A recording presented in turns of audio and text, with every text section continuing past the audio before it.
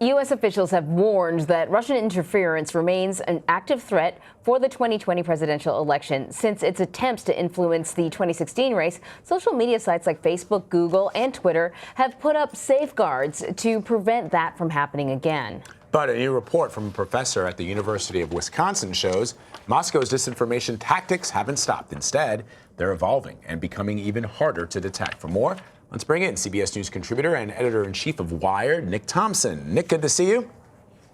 Good to see you, Vlad. How you doing? Good. So let's explain here. How has Russia's Internet Research Agency evolved its tactics, I guess, since 2016?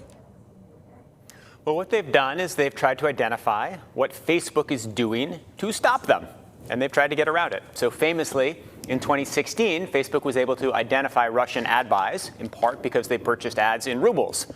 Now, of course, Russia buys them in dollars. Another way that we used to be able to identify Russian misinformation was because they weren't very good at English. So now they copy and paste or take screenshots of things that actual Americans who speak English as a first language have used and use that for their disinformation. So they've tried to find all the defensive techniques and tried to get around them. And I recall also reading about how they were able to sort of identify fake Facebook pages, and so now they're no longer doing that. And what they're really trying to do is impersonate real domestic U.S. organizations to make it easier to kind of hide in plain sight. What did some of these posts look like? Well, they look actually quite similar to what they looked like in 2016. There are a lot of memes about, for example, President Trump and Joe Biden and why Joe Biden is bad and Trump is good.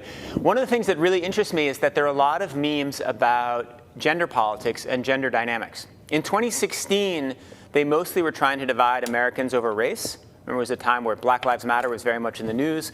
They are still doing that to some degree, but for whatever reason, remember, Russia's goal is to make Americans hate each other.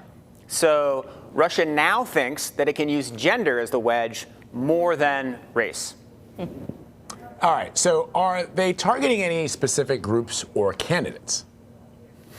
Well, surprise, surprise, they are once again, it seems, supporting Donald Trump. There are many memes in support of Trump. Interestingly, there are also, it seems like, a fair amount of work in support of Bernie Sanders, either because who knows why? They may think that Bernie Sanders sows more discord. They may think that Bernie Sanders would be friendlier to Russia. They may think Sanders may be easier for Trump to beat. It's not clear, but there appears to be some work on behalf of Sanders. There's even no one page trying to stop Trump, right? Remember, Russia's goal is largely to help Trump, but also to just make America angry and make American democracy not work, so America has less power on the international stage. I feel like at least once a week, I'm sort of writing something on my Facebook feed and I'm telling somebody, this is probably an attempt at manipulation, or this is probably not a legitimate post. With the link to what is illegitimate. And it's people that I know, and sometimes it's very subtle. You can just tell by maybe it's an image, but the comment connected to the image is meant to be divisive. It's so obvious. But it's being forwarded and shared by people that I know. They're not Russians. They're regular people. And Mom. I wonder if that's... Yeah, I'm talking to you, Mom. I'm wondering if that's part of the challenge for these social media platforms, that we live in a country where you can express yourself freely. And so if maybe they're created by the Russian Internet Research Agency, but when they're shared by other people, it's hard to shut it down. Well, that's absolutely true. Besides Russians, who else is good at making American democracy not work? Americans, right? We sow discord among ourselves nonstop, too. I will say, Anne-Marie, when you tell somebody a post is false or you point out that there's an error in it, that is God's work.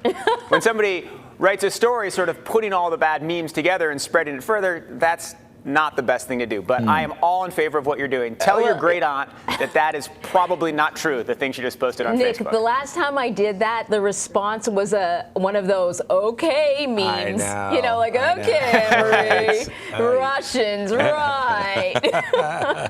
So maybe God's work, and hopefully God's watching, but no one else is listening It's to so me. interesting because as reporters and as journalists, our goal is to inform and enlighten, and sometimes we struggle to do that within our own families. Yeah. Absolutely true. Nick Thompson, always great to see you, my friend. Thank you very much. Have a nice weekend. Great to be here. Thank you so much. You too. Cheers.